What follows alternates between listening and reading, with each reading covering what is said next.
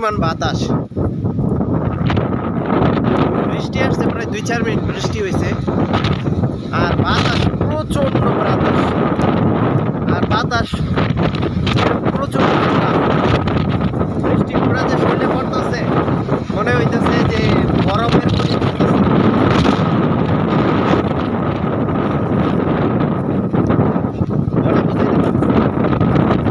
এত পরিমাণ ঠান্ডা বৃষ্টি, আর গাছপালা যে থাকতো তাহলে দেখা যেত কি পরিমাণ বাতাস। একটা দেওয়াল